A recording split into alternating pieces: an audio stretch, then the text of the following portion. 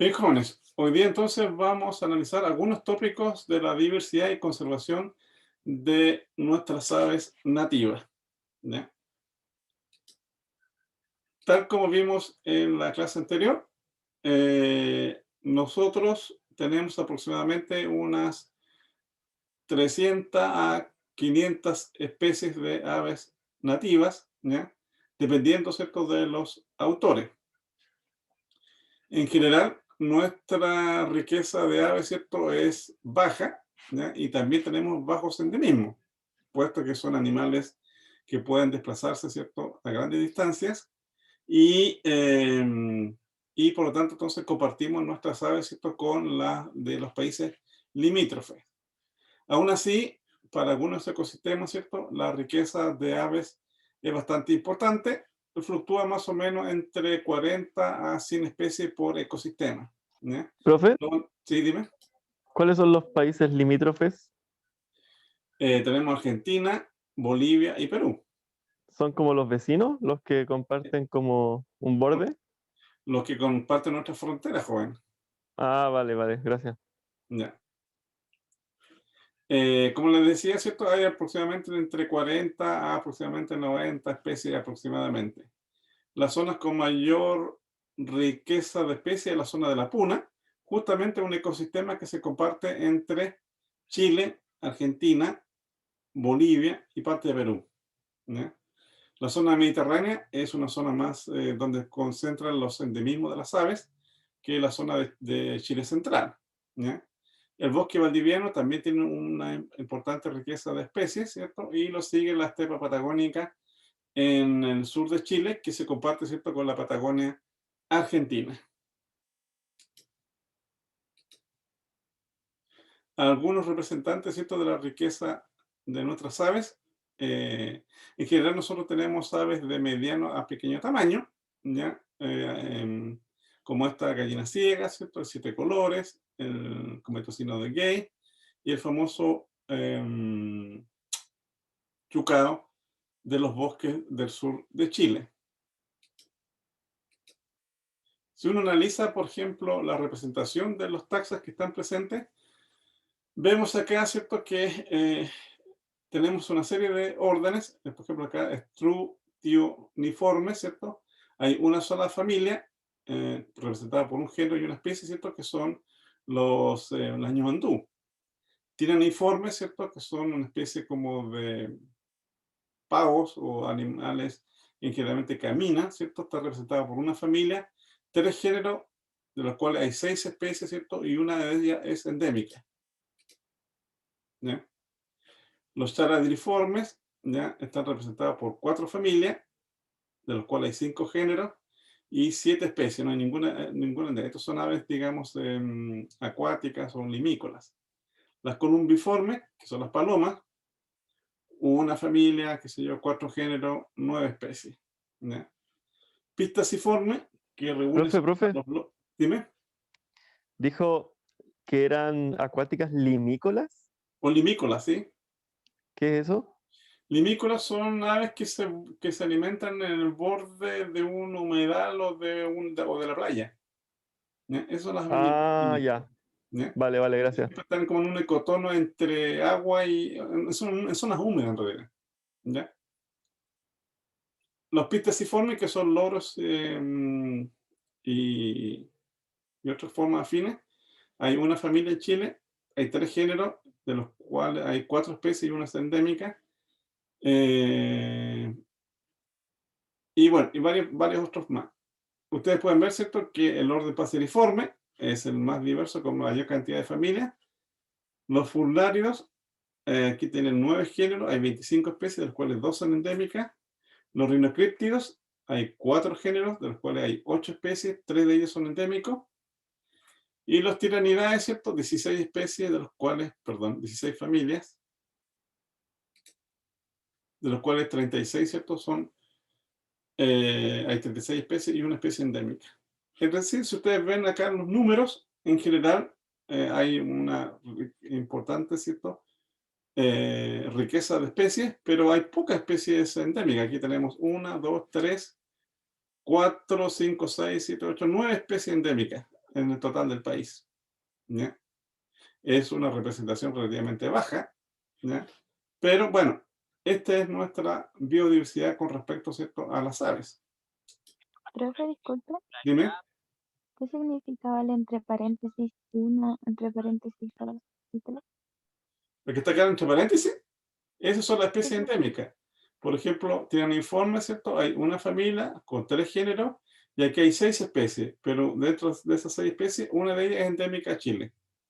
Ah, ya, ya, ¿Ok? ahora sí. Gracias, Ya. profe. Aún así, la diversidad de las aves nativas, ¿cierto?, es importante. Fíjese usted, hay 448 especies según el último listado del Ministerio de Medio Ambiente, de los cuales amenazados hay 80. ¿Ya? Es decir, que están con problemas de conservación. Estos que están acá, ¿cierto?, es la tenca, vimos tenca, ¿cierto? Una ave típica, ¿cierto?, del matorral de Chile central.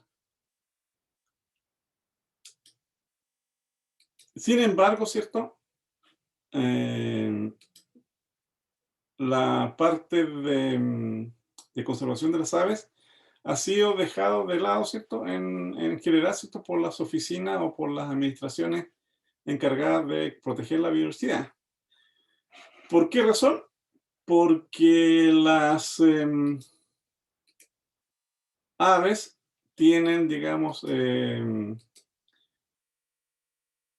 una serie, digamos, lo principal de las aves es que estas se mueven, ¿ya? Entonces, no es como llegar a una zona y decir, mire, ¿sabes qué? Aquí hay poca, qué sé yo, lechuza, hay poco, qué sé yo, aves acuáticas, etcétera, ¿ya? Y en algunos casos, ¿cierto? En una parte puede haber poca, pero en un ecosistema adyacente o cercano pueden haber muchas. Entonces, eso ha dificultado un poco la categorización de los estados de conservación de las aves, ¿ya? Y además, porque hay pocos especialistas dentro de las aves que se dedican a la parte de conservación.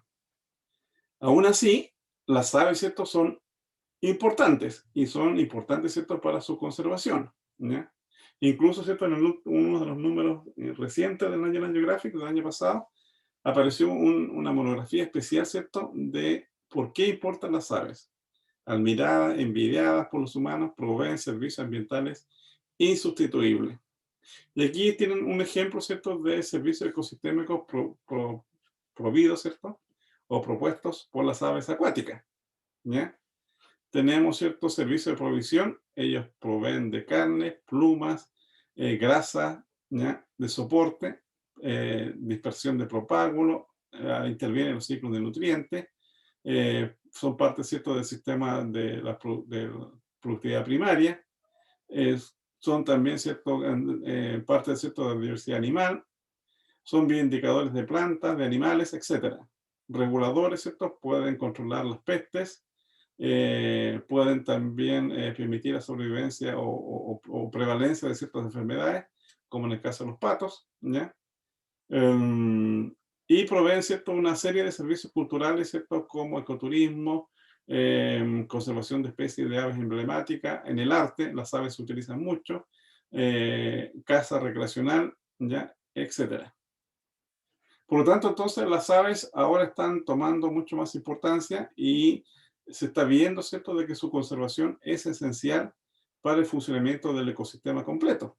Y en realidad, todas las especies, ¿cierto?, tienen su rol y su funcionamiento clave en el ecosistema, ¿cierto? Y su conservación y su pérdida, ¿cierto?, es importante porque si no, el sistema de alguna manera, ¿cierto?, va a em, cambiar, no sabemos cómo, ¿ya? Pero podría también colapsar, ¿ya?, como ha sucedido en algunas comunidades de aves, ¿cierto? Por ejemplo, comunidades acuáticas en Estados Unidos y comunidades de aves de desierto también en los Estados Unidos, ¿ya?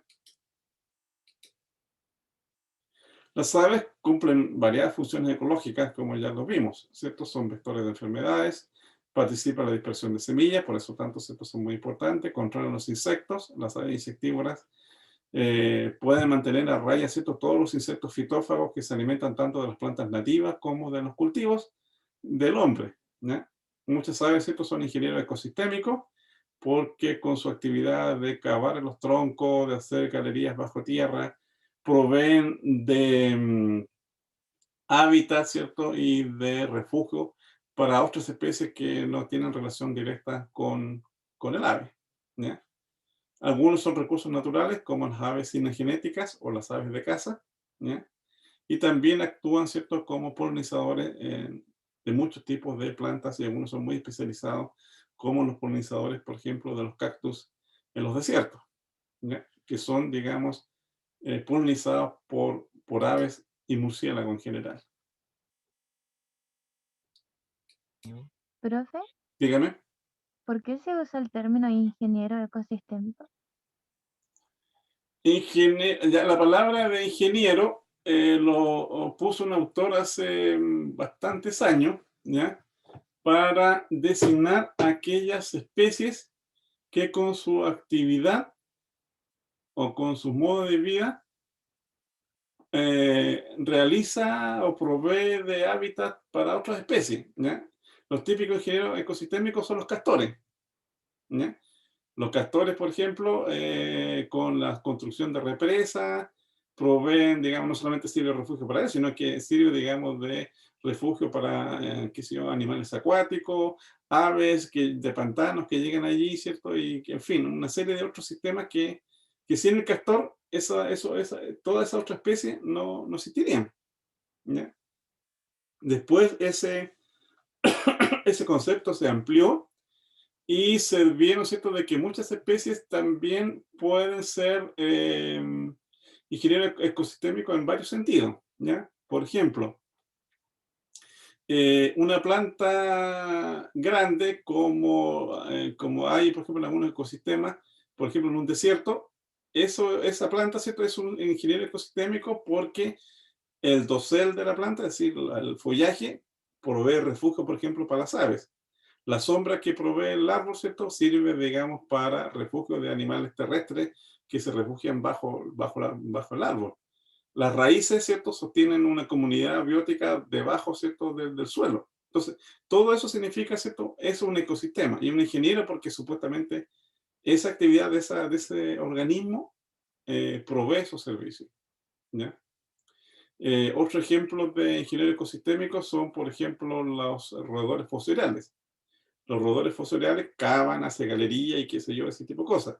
Mucha gente, ¿cierto?, los caza y trata de matarlos porque lo consideran molesto, ¿ya? Pero esos roedores, ¿cierto?, al cavar y hacer túneles por debajo del suelo, permiten, por ejemplo, el reciclado de nutrientes. Es como si fuera un pequeño tractor que da vuelta, ¿cierto?, la tierra.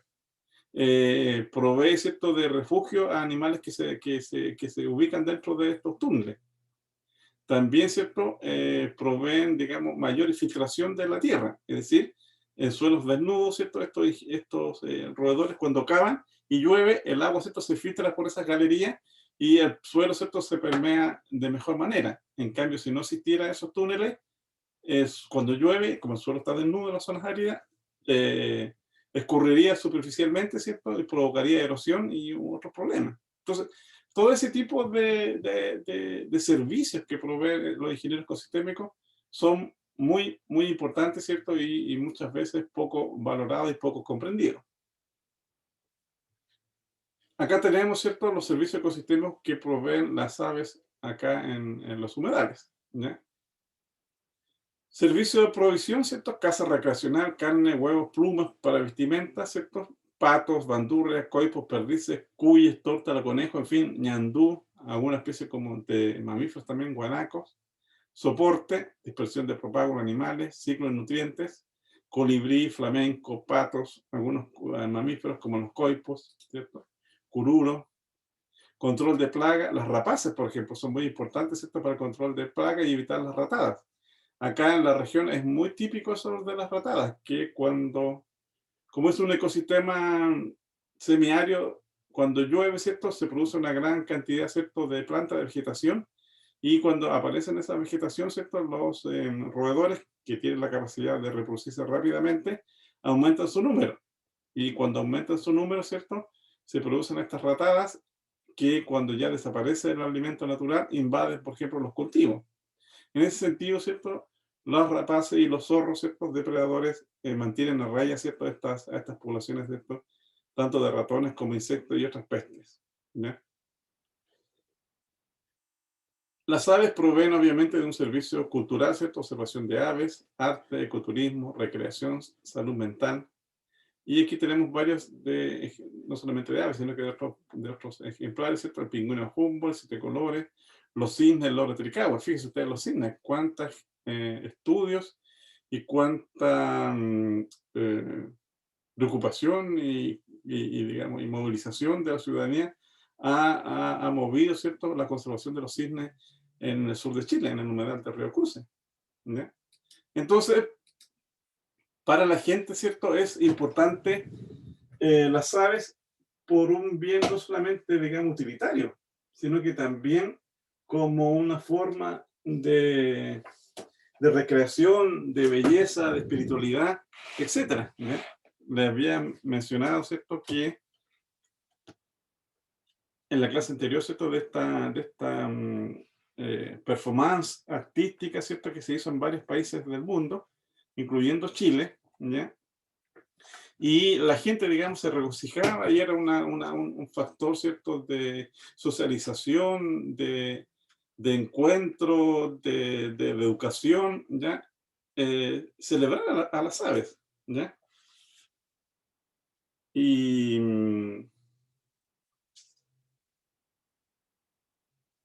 a mí siempre me llamó la atención, por ejemplo, de una comunera de la comunidad agrícola de los Choros, ¿ya?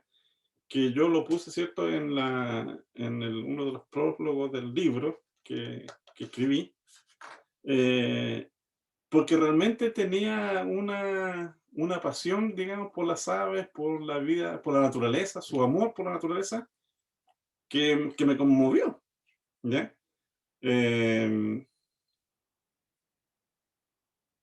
Ella fue una de las pioneras, digamos, en proteger a los humedales, digamos, en una zona desértica. Y yo la conocí accidentalmente, ¿ya? Por ejemplo, le voy a leer acá. Dice uno de sus párrafos de una carta que escribe ella que se llama Pasión por los humedales. Dice: nunca olvidaré un blanquillo, Podicepes occipitalis, que descansaba en la laguna o en un pollito de mar boreal, solito, flotando, con casi todo el cuerpo fuera del agua. Nadaba en pequeños círculos, generando así una corriente ascendente para alimentarse.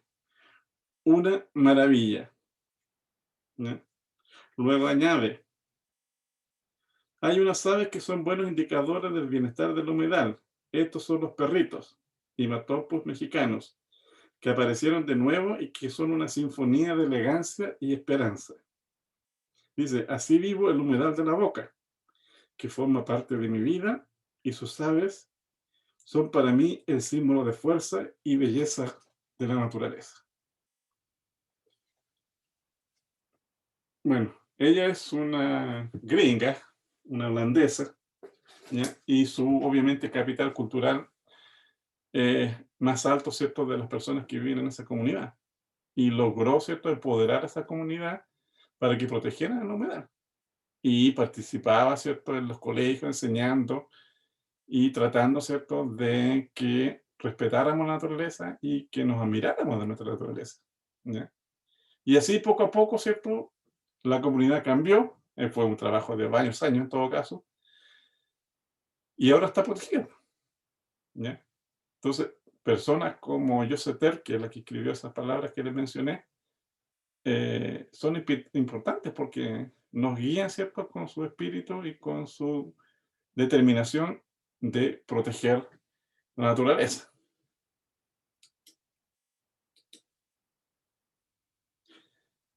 Bueno, ¿por qué tenemos que proteger a las aves y a la naturaleza en general?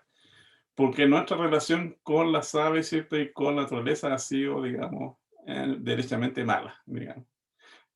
A pesar de que en algún momento, ¿cierto?, las considerábamos unas deidades en el caso de las aves, en general, ¿cierto?, rápidamente consumíamos, ¿cierto?, sus huevos, matábamos, ¿cierto?, a las aves, ¿cierto?, para comerlas, o sencillamente, ¿cierto?, como deporte, nuestra base alimentaria está estrechamente relacionada, ¿cierto?, con la domesticación de animales y plantas, en este caso, ¿cierto?, de las aves de corral como pavos, gallinas, gansos, patos, etcétera, ¿cierto? Forma parte, ¿cierto?, de la alimentación de gran parte, ¿cierto?, de las culturas del globo y son partes, digamos, importantes, digamos, de la seguridad alimentaria, ¿cierto?, a nivel planetario. Y obviamente, ¿cierto?, que la avicultura, ¿ya?, es la segunda fuente de proteínas menos contaminante después de la pesca, ¿ya? Para producir 1 kilo de proteína por medio, ¿cierto?, de la avicultura, es decir, la crianza de aves, solo se producen 3,5 kilos de CO2 y 12 veces menos que la ganadería, ¿ya? El pescado muy bajo, pollo y el cerdo, ¿cierto?, son relativamente eficientes en la producción, ¿cierto?, de carnes y proteínas para nuestra alimentación. Pero consumir vacunos o consumir, ¿cierto?, cordero, ellos tienen, ¿cierto?, con sus heces, ¿cierto?, producen una gran cantidad de efectos, ¿cierto?, invernadero, ¿ya? Y por lo tanto, entonces, no solamente consumir pollo es mucho más barato, sino que además es ecológicamente más sustentable, por lo menos para las condiciones actuales del planeta. Y lo mismo, ¿cierto?, ocurre con el consumo, ¿cierto?, de agua y de tierra, que son dos recursos cada vez más demandados, ¿cierto?, y con menor disponibilidad. El uso de agua, ¿cierto?, por kilogramo de proteína producida, ¿cierto?, es relativamente baja en los peces, en los pollos y en los cerdos. Muy alto, ¿cierto?, la cantidad de agua que consumen las vacas, ¿cierto?, y los corderos. El uso de la tierra, los pollos, ¿cierto?, el pescado, bueno, prácticamente nada porque es acuático, pero los, los pollos, ¿cierto?, tienen básicamente 5 kilogramos por proteína producida, pero fíjese usted la red, 7 a 8, casi 10, ¿cierto?, en el caso de los corderos. Es decir, son animales que nos proveen a nosotros de alimentos, ¿cierto?, a un bajo costo, no solamente monetario, sino que también a un bajo costo ecológico, ¿ya? Pero bueno, no solamente la industria, digamos, alimentaria es importante en el caso de las aves, también, ¿cierto?, por ejemplo, el aviturismo o el turismo de intereses especiales. Mucha gente, ¿cierto?, va a visitar, ¿cierto?, los sistemas naturales para observar las aves, ¿cierto?, fotografiarlas, etcétera, ¿ya? Y obviamente, ¿cierto?, esa actividad en forma responsable es es una actividad, digamos, que rinde, que genera gran cantidad de recursos, ¿ya? Porque las personas llegan allí, tienen que contratar, por ejemplo, en este caso, un bus, tienen que comprar lentes, máquinas fotográficas, normalmente almuerzan o pernoctan, ¿cierto?, en un lugar cercano, ¿cierto?, al sistema natural. Entonces mueven una economía que es importante, digamos, que está catalogado en varios millones de dólares, ¿ya? Aparte que se compran libros, cuadernos, qué sé yo, ¿cómo se llama? Reconocer a las aves, etcétera.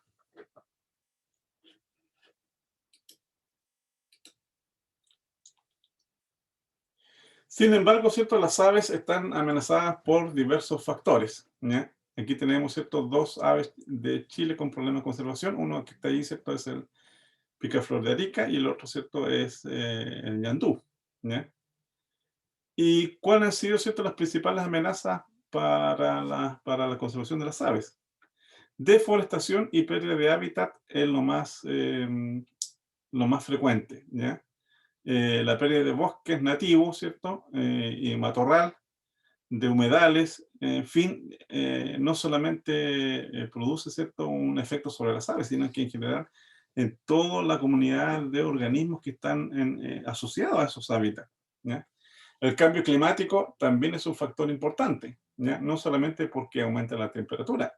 Uno de los problemas principales del cambio climático, por ejemplo, es el aumento, ¿cierto?, del nivel del mar, ¿ya? Las bajas precipitaciones que aumentan entonces la evaporación de los cuerpos de agua, por ejemplo, y hace que las aguas dulces, ¿cierto?, disponibles para las aves y en general para la vida silvestre y humana, sea cada vez menor, ¿ya?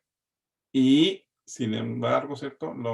Estos organismos no pueden seguirse regulando en cuerpos de agua que se vuelven salinos, ¿ya?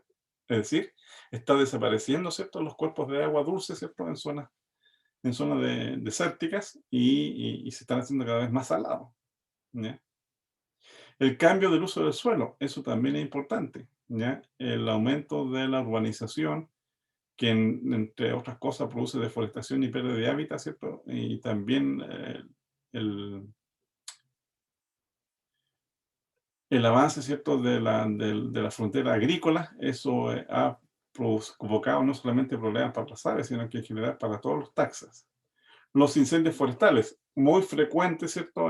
Qué sé yo, en Estados Unidos, en California, en Australia, ustedes vieron, ¿cierto? Estos incendios gigantes, pero también en Chile tenemos, ¿cierto? Incendios descontrolados, incluso la mayoría, digamos, de alguna manera intencionales, ¿cierto? Que ha provocado la pérdida, no solamente de los bosques, sino que la muerte, ¿cierto? De cientos de miles de especies nativas, y lo peor todavía, ¿cierto? Es la degradación, ¿cierto? De los suelos, y con el consiguiente empobrecimiento, ¿cierto? Y desertificación de esos ecosistemas.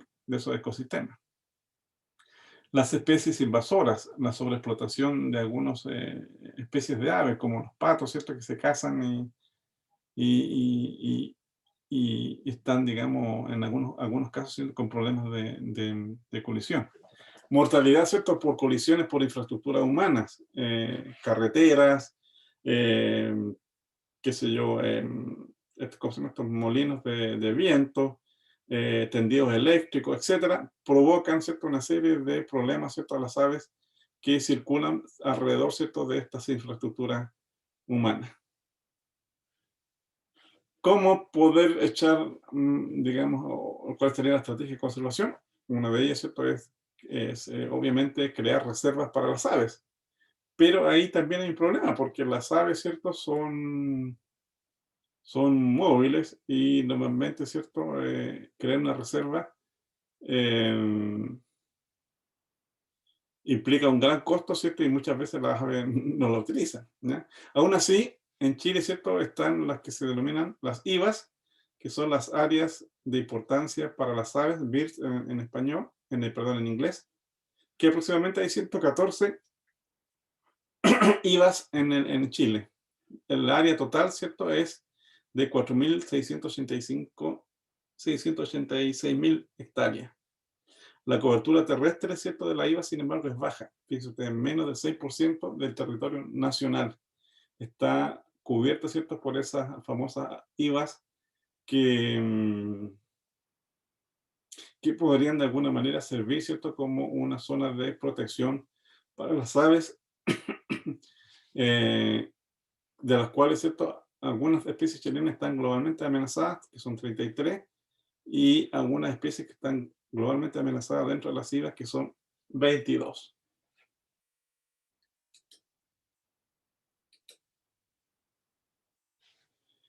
Acá tenemos, ¿cierto?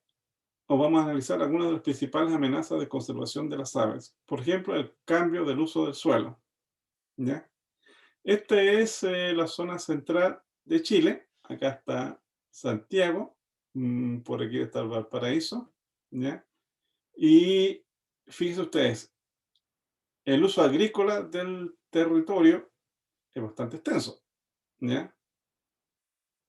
El cambio, ¿cierto? Del hábitat o degradación del hábitat por plantaciones exóticas, que está en rojo, muy importante, ¿cierto? En la zona de la costa.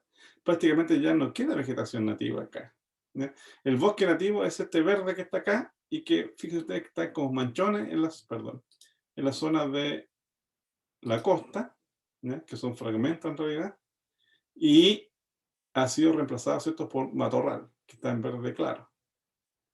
La vegetación altoandina, bueno, ya como está muy alto y la cosa es inaccesible, está relativamente mejor representada, ¿ya?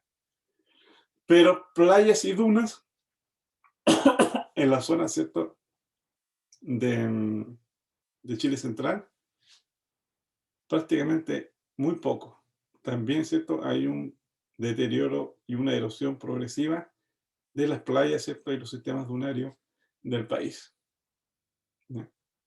Y, por supuesto, que las aves, ¿cierto?, que están asociadas a estos tipos de ecosistemas, ven, ¿cierto?, que día a día, ¿cierto?, se pierde su hábitat, como son los humedales, por ejemplo, y aumenta entonces, fíjese usted, la mancha urbana, ¿cierto?, en varios puntos, ¿cierto?, de Chile central. Es una zona relativamente extensa, fíjese usted, esta es la región metropolitana, y por acá debería estar Valparaíso y todo lo demás. Acá está Valparaíso y todo lo demás. Entonces, el cambio, ¿cierto?, del uso del suelo, la fragmentación del hábitat, ¿cierto?, y la pérdida de hábitat es una de las amenazas principales para el caso, ¿cierto?, de las aves nativas del país.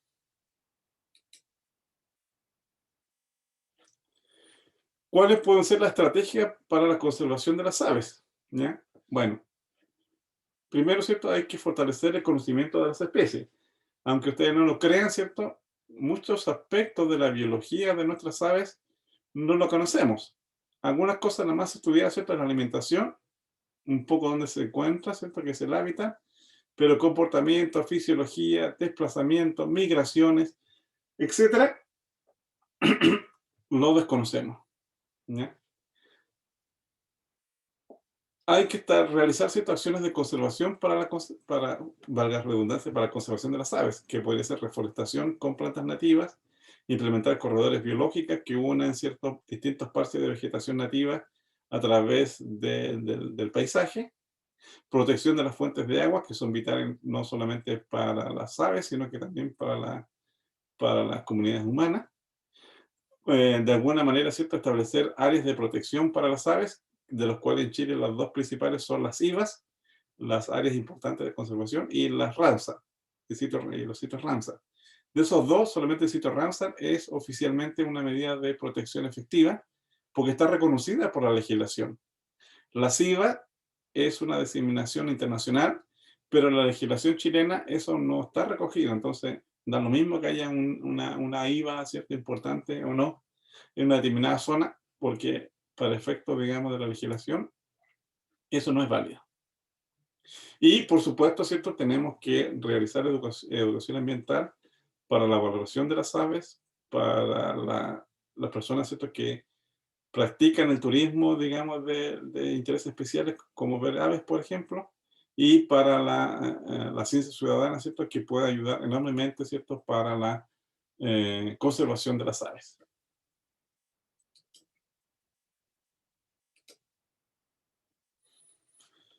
Fíjense usted, aquí se está elaborando ahora la Estrategia Nacional para la Conservación de las Aves desde el 2020 al 2030.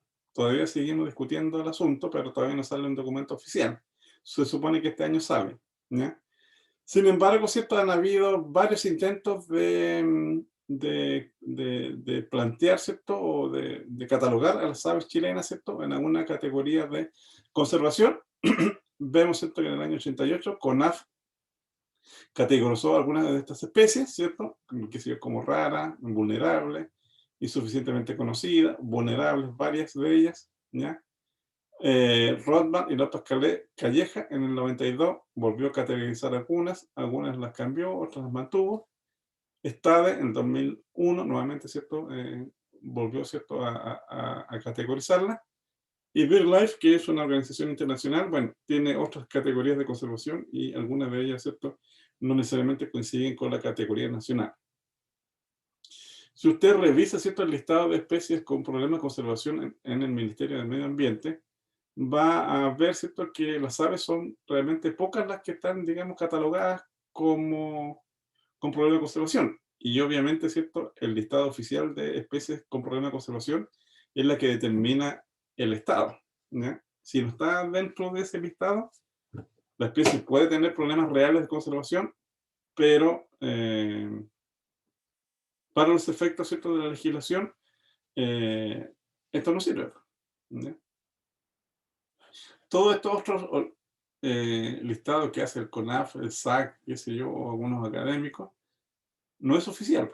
Es simplemente llamar la atención, ¿cierto?, respecto del problema de conservación que tienen las aves, que obviamente es la opinión experta respecto a esto. Pero lo oficial es lo que el Ministerio, ¿cierto?, del Medio Ambiente determina.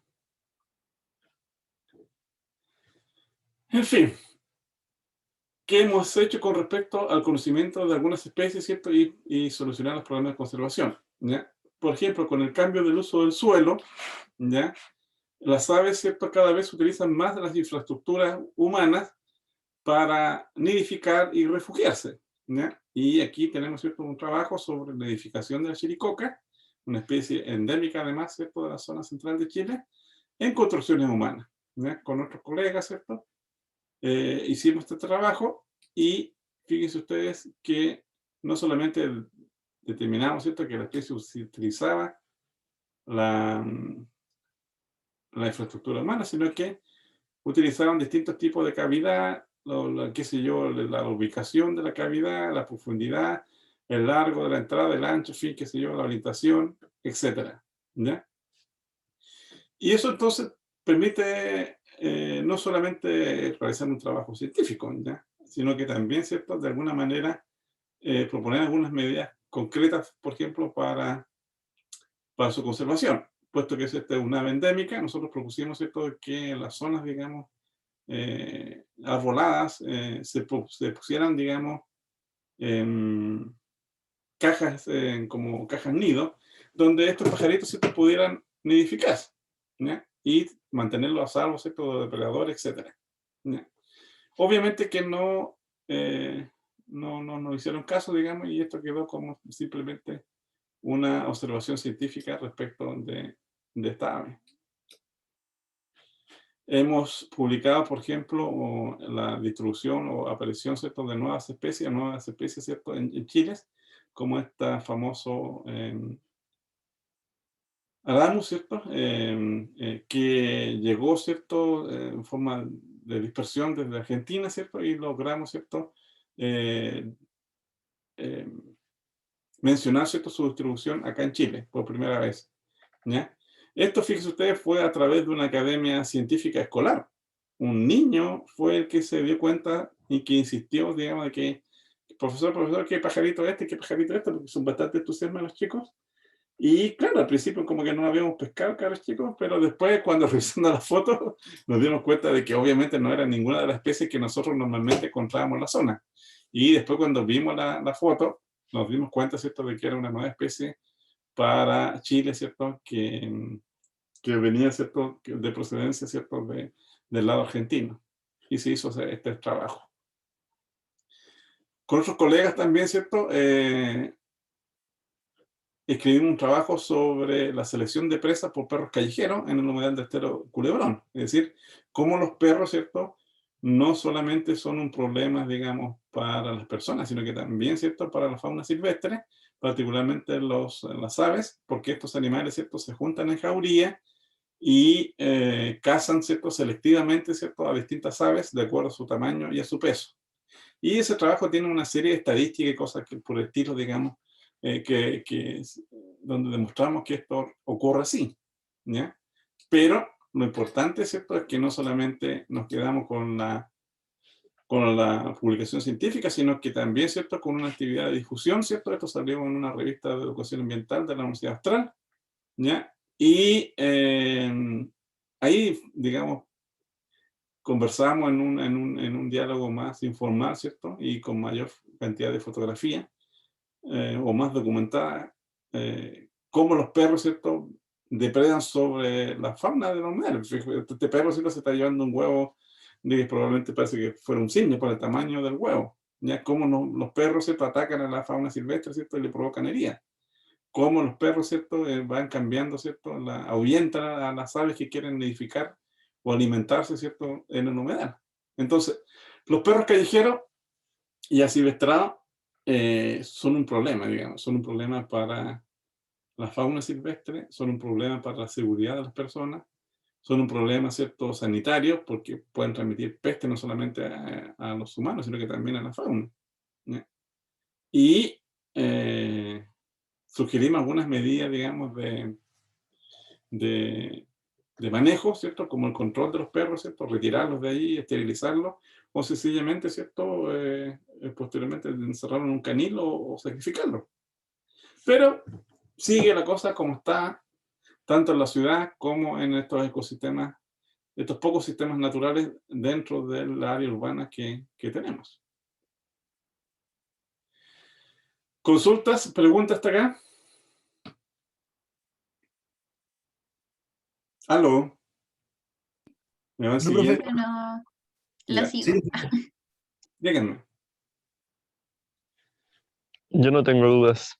Ok, bueno, dentro, ¿cierto?, del conocimiento de las especies y la conservación, nosotros también escribimos, ¿cierto?, un trabajo sobre los atropellos, ¿cierto?, de aves rapaces en las carreteras, digamos, de la región, ¿ya? Esta es una carretera que va entre Los Vilos, ¿cierto?, hasta Illapel. Aquí tenemos, ¿cierto?, esta carretera, ¿cierto?, que es de una sola pista, que va subiendo, ¿cierto?, hasta Illapel. Acá tenemos, ¿cierto?, la carretera principal, que es de doble pista, ¿ya? Y fíjense ustedes acá, que logramos determinar, ¿cierto?, que la carretera, ¿cierto?, tiene algunos puntos donde el atropello de aves rapaces es mucho mayor, lo que se conoce entonces como puntos calientes, ¿ya? Estos puntos calientes están acá graficados en rojo, ¿cierto? Y allí el número, ¿cierto?, de atropellos de aves, de rapaces, es mucho mayor, ¿ya?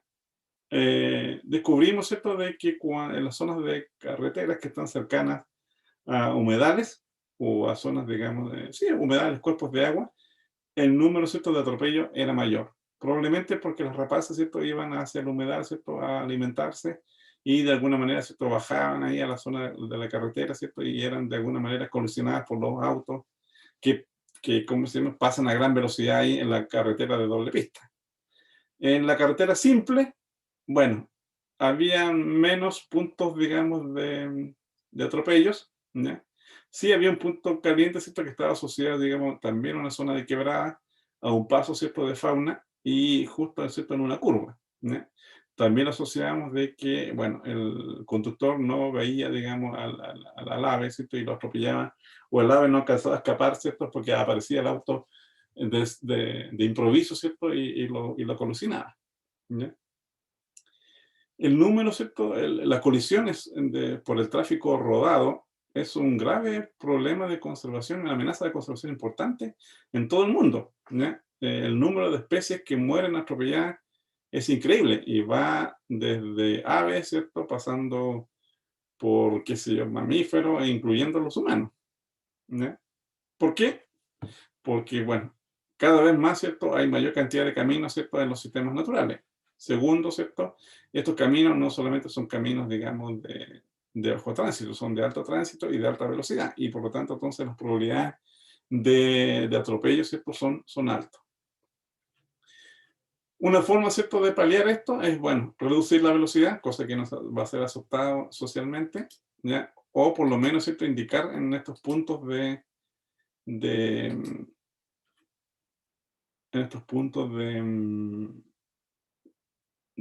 son frecuentes los atropellos, un cartel, ¿cierto?, que señale que disminuye la velocidad o algún tipo, ¿cierto?, de vegetación que permita a los animales cruzar relativamente seguro, ¿ya? ¿Para qué hablar, ¿cierto?, de autopistas que son dobles o triples, como sucede en los que vienen, ¿cierto?, de, qué sé yo, de Santiago a Valparaíso, por ejemplo, ¿ya? Allí hay que hacer, digamos, pasos de fauna derechamente, ¿cierto?, para que puedan cruzar por la carretera, porque la carretera, ¿cierto?, es un borde, es un límite, que sencillamente no solamente produce el atropellamiento de los animales, sino que produce, ¿cierto?, la fragmentación y la separación, ¿cierto?, de dos poblaciones de una misma especie, ¿cierto?, una que está en la costa y otra que está, ¿cierto?, en la zona interior, y disminuye el flujo genético entre ellas, ¿cierto?, las posibilidades de reproducción, de dispersión, etcétera. O sea, tiene múltiples consecuencias este tipo, ¿cierto?, de infraestructura humana.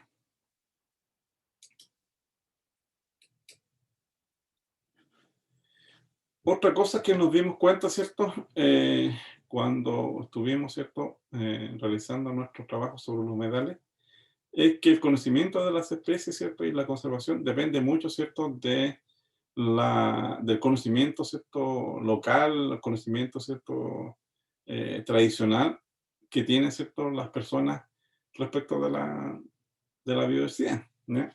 Y fíjense ustedes,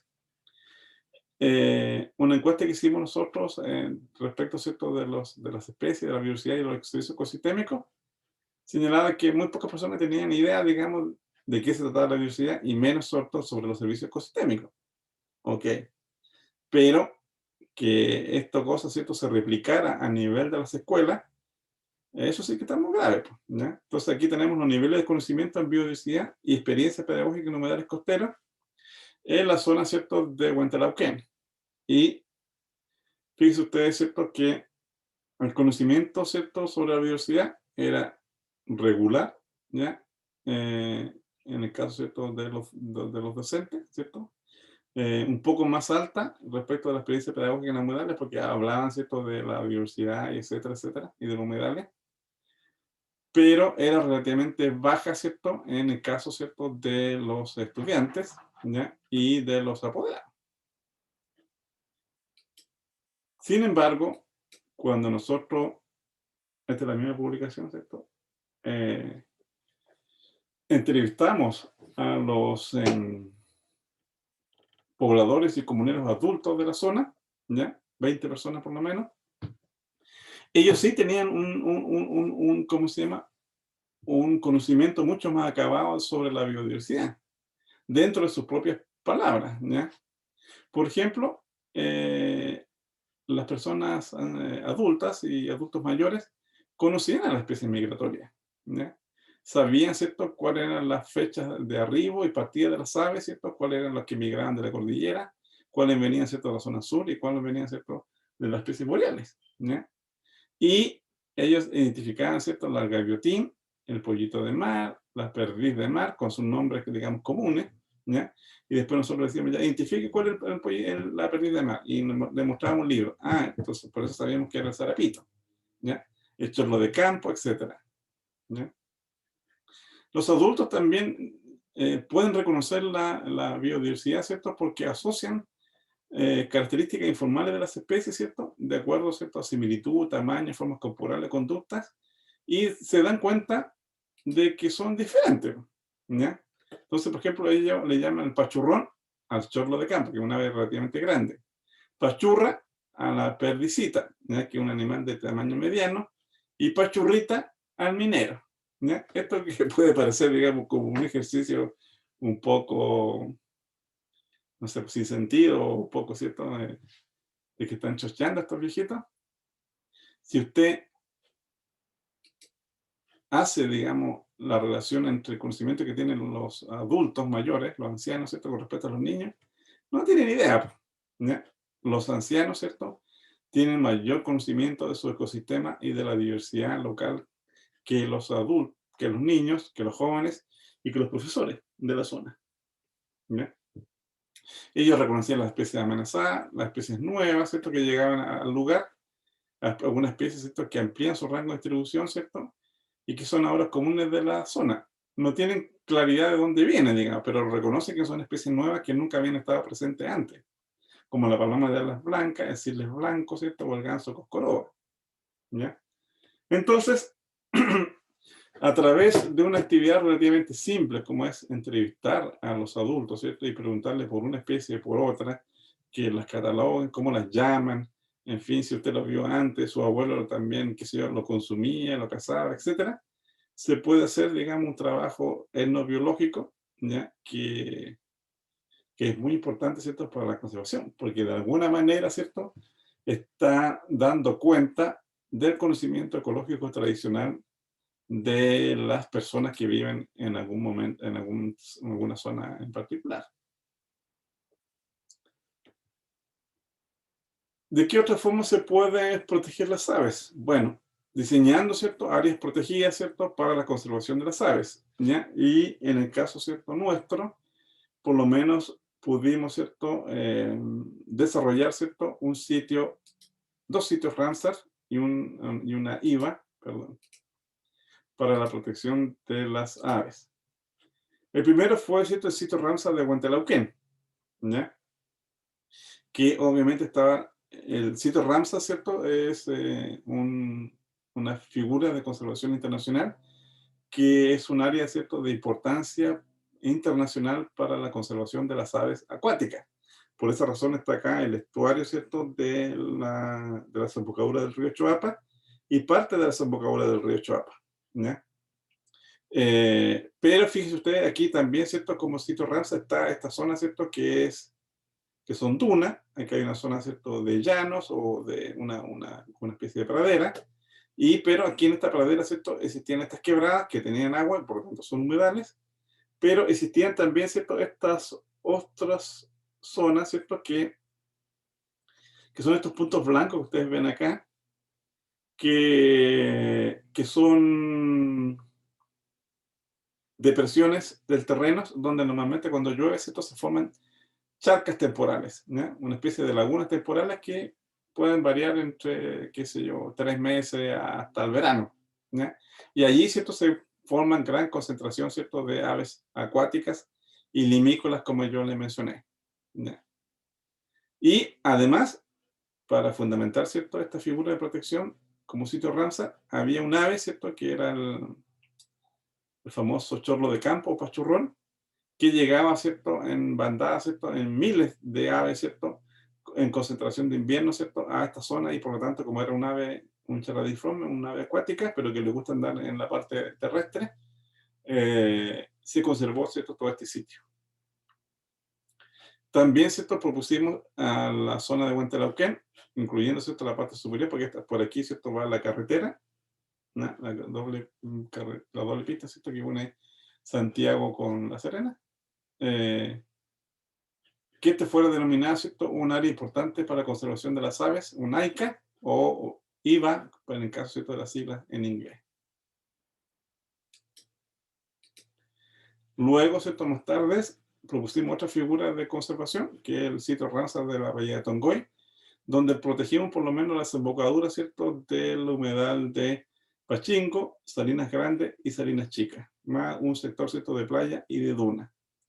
Nuestra propuesta, ¿cierto? Incluía, ¿cierto? Todo la cabeza, ¿cierto? Del humedal. Pero aquí comienzan, ¿cierto? Los problemas de conservación. Estos son terrenos privados. Esto que está acá en la playa, ¿cierto? Son terrenos fiscales. Por lo tanto, era más fácil, digamos, proponer esta figura.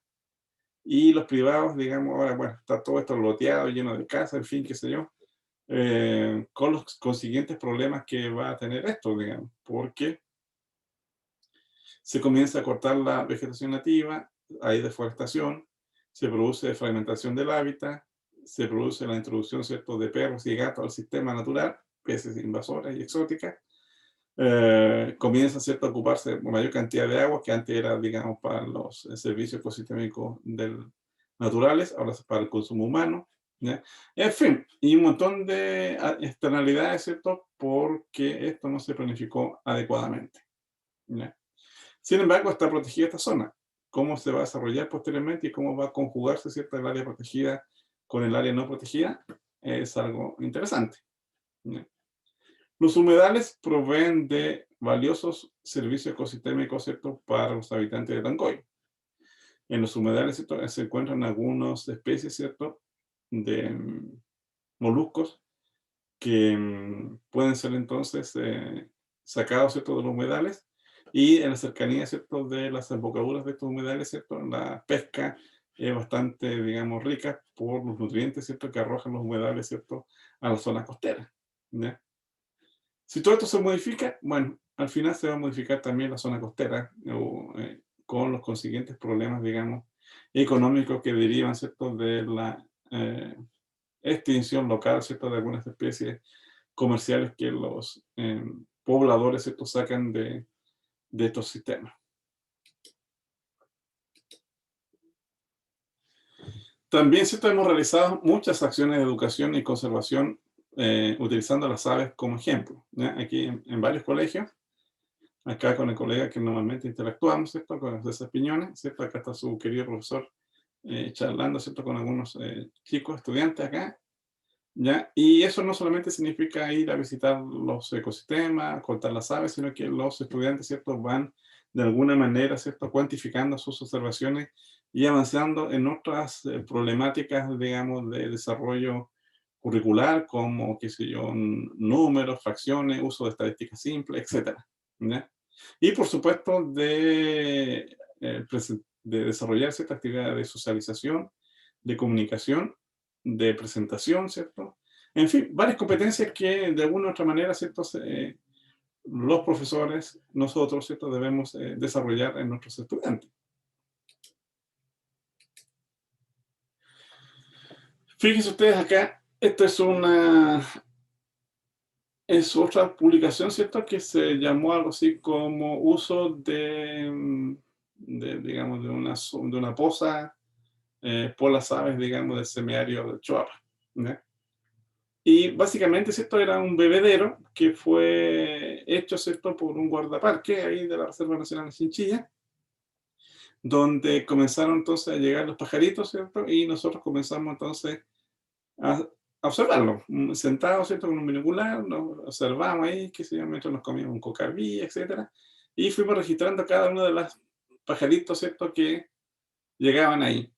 Y en realidad el número de aves que llegaba era impresionante, llegaba una gran diversidad de aves, cosa que e incluso algunas aves que no habíamos registrado previamente en la zona aparecieron, digamos, porque había este curso de agua donde las aves llegaban a beber, a bañarse, etcétera.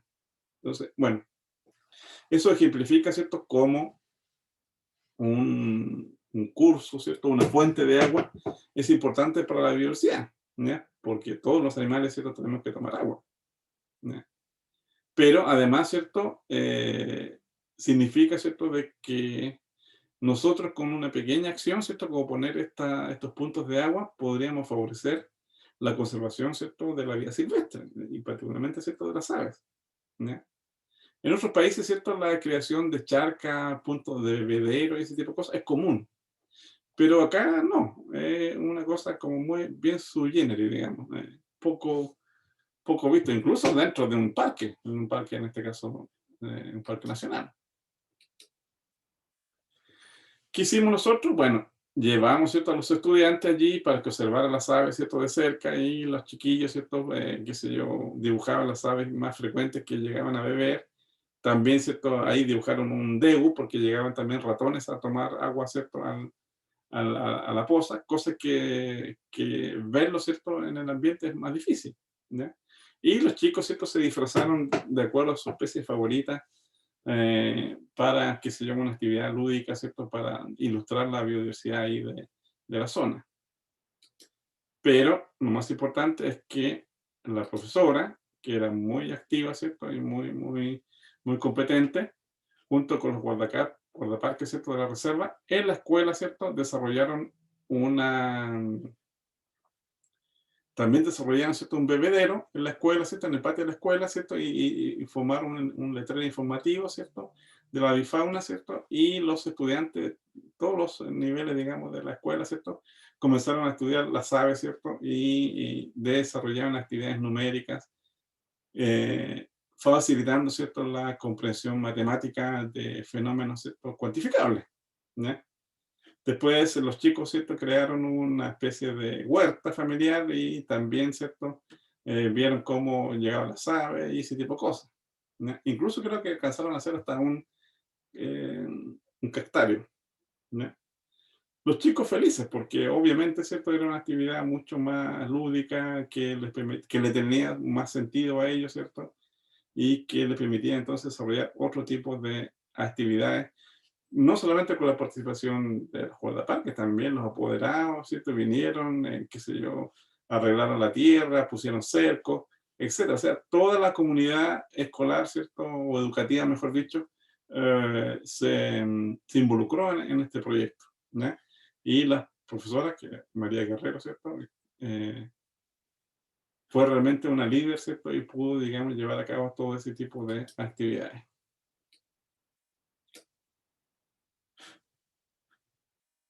¿Qué podemos entonces hacer por la conservación de las aves? Bueno, nuestros ecosistemas, ¿cierto?, están amenazados por una serie de elementos, digamos, ¿ya? Y debemos tratar de conjugar, ¿cierto?, las áreas de conservación con las áreas de producción, ya sea de alimentos, de vivienda, en fin, ¿ya? Las áreas de conservación, bueno, permiten obviamente la conservación de la diversidad, regular el clima y el balance de carbono, permite, ¿cierto?, una regulación del ciclo hidrológico del agua y la protección de las cuencas, permite, ¿cierto?, una recreación del paisaje, ecoturismo, caza, pesca, ¿ya? Pero en algún momento, ¿cierto?, estos sistemas, ¿cierto?, son utilizados por el hombre para forraje, ¿cierto?, y producir cierto agostadero o zonas, digamos, de producción de madera, productos no maderables, combustible, fibra, en fin, y por supuesto la agricultura. En ese sentido, entonces, la conservación de las aves, ¿cierto? Tiene una serie de componentes que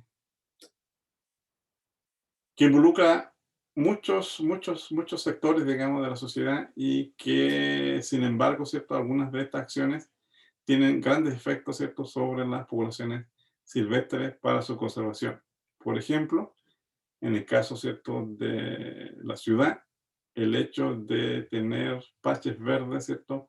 Con vegetación nativa podría ayudar, ¿cierto? A la conservación de las especies dentro de las ciudades, ¿cierto? Y conectarlas con las áreas naturales que están alrededor o por fuera de la ciudad.